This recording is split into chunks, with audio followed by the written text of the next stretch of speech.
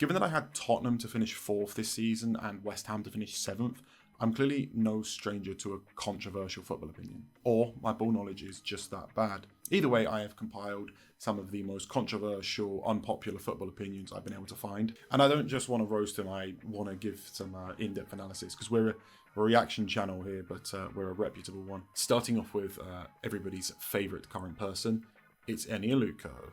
Oh, Jude Bellingham all day long. Hello. What a player. All-time legend. Jack Grealish. No. Jack Grealish is obviously a incredibly talented footballer.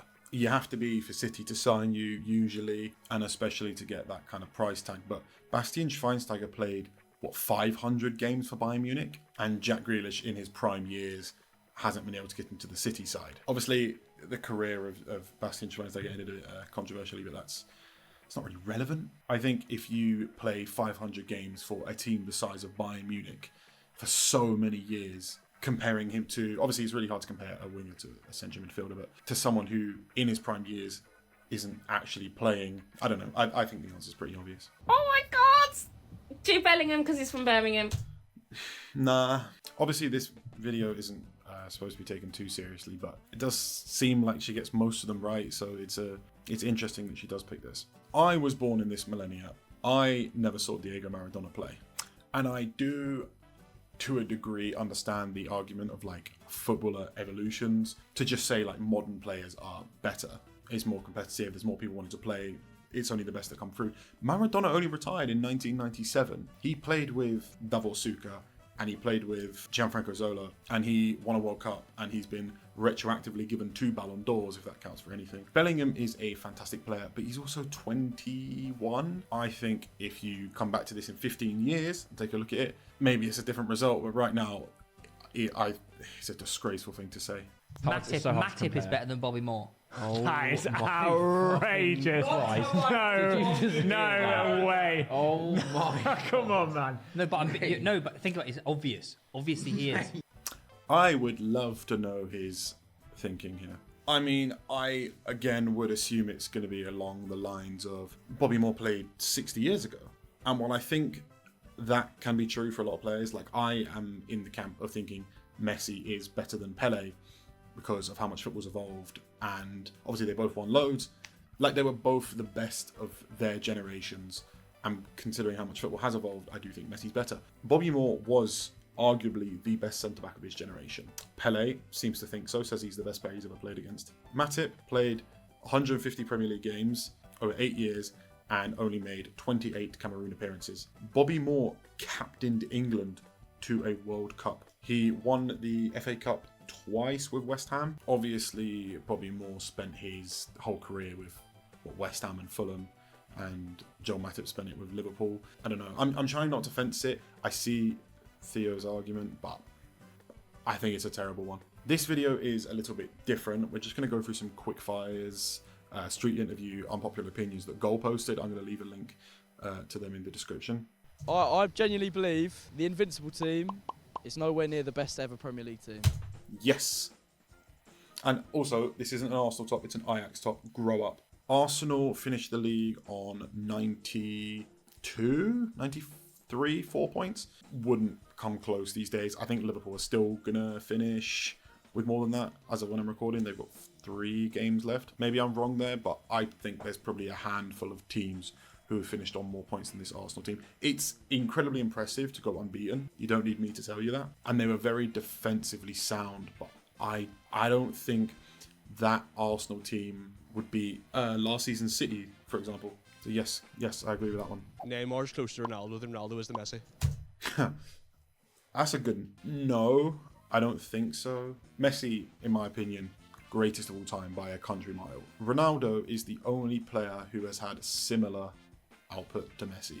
Technically, Messi is 100 times the player Ronaldo is, but Ronaldo is a striker who scores goals, and he's always been someone who's got his goals and assists, even when he was playing on the wing. But Neymar is a really beautiful player to watch, and I think he's more enjoyable to watch as a technically gifted player than Ronaldo.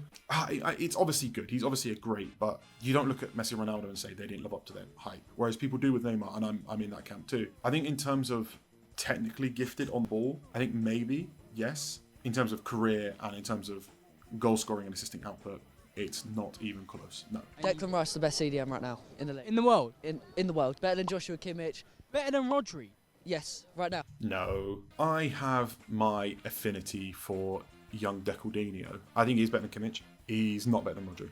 I don't even know if you could call Rice a CDM now. He's a real 8, isn't he? I would be really interested to see how much Arsenal fell off without Rice, if it would be comparable to how much City fell off without Rodri. For me, Rice would be second. I think Rodri is fantastic.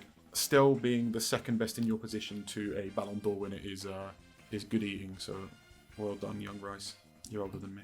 The all-time Premier League 11 right-wing position is now Mo Salah. Yes. Heavy agree. We all agree.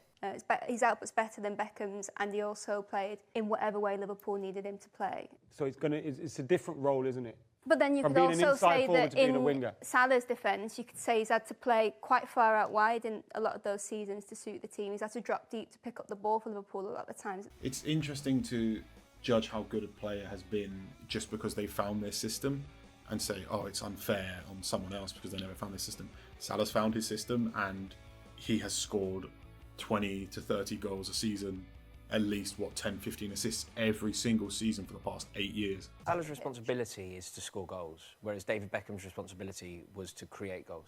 I mean, Salah's 5 assists away from David Yeah, well, Beckham. there we go. David Beckham, again, a little bit before I started properly getting into football, but I'm sure he was a fantastic player, but his output really wasn't all that. I don't want to use the term luxury player because David Beckham was obviously a lot more than that because you don't play for Man United back then, PSG, AC Milan, Real Madrid by just being a luxury player. But I think he was a lot more glamorous to the media. He was English, his free kicks. So I think he always had that advantage to his appeal. As a winger, I want my wingers to get involved with the goals. I want my forwards to get involved with the goals. And Salah has done that perfectly every year for nearly a decade. So Trent AlexanderArnold has said that quitting his boyhood club amounted to the hardest decision of his entire life. We all know that he's going to Real Madrid, and we all know why. We all know that it's the 5-year contract worth £7.6 million each season after tax that's inspiring this move. Greed is inspiring Trent AlexanderArnold to leave behind his boyhood club and sign for Real Madrid. And do you know how I know that it's greed? Do you know how I can say that and be totally clear-cut and guarantee you that the reasoning is greed? Because it cannot be anything else. He already plays for a behemoth club. He already plays for one of the biggest clubs in the world. So he can't be going to Real Madrid to pay for a big club because he already plays for a big club. That's all it can be. There is no other reason for it. Is Trent a snake? Maybe a bit, I guess. I don't care. If you were a 26-year-old multi-millionaire born in Liverpool, grew up in Liverpool, spent your whole life in Liverpool, would you not want to move to Madrid? I think people really just think about the footballing side of this, but I mean, he has achieved everything he could with Liverpool Football Club. I don't know if he's necessarily a snake, maybe tarnished his legacy a little bit, but splitting hairs, I think. I keep seeing the argument that he left for free, whereas they got something for Coutinho. If Trent wanted something new, and he wanted, as a 26-year-old, to move out to Madrid with his family and just experience a different way of life, as I think he's entitled to, and he felt that Real Madrid wouldn't spend 50 million, 60 million on a right back, which I don't think they would either, especially as they've still got Carvajal, as injured as he currently is. It's probably a bit selfish, but it's also his life. I don't know. I think a lot of football fans seem to just look at the footballing aspect and not take the human aspect into account. Enjoy, look, Madrid Beach, enjoy it. It's nice. And if you were in the same situation and you had all the money in the world and you were a super celebrity. Would you want to live in Liverpool for the rest of your mid-20s? I don't think so. Maybe you would. Maybe you really like Liverpool. But I get it, and I don't think Trent is necessarily in the wrong here. I think that was fun, and I know, again, it kind of seemed like I was fencing a little bit. I wasn't trying to. I was trying to see every side of the argument, because as dumb as some of them seem, like, they are people's genuine arguments, so you have got to kind of see both sides. I think it'd be cool to do this again if I had a bit more of an audience and had people like submit their unpopular or controversial opinions, and I could sort of like go through and discuss them too. But this is coming from a miserable West Ham fan who doesn't know anything about football. But thanks for watching anyway. Please like and subscribe, and what's going on there? And I'll see you next time.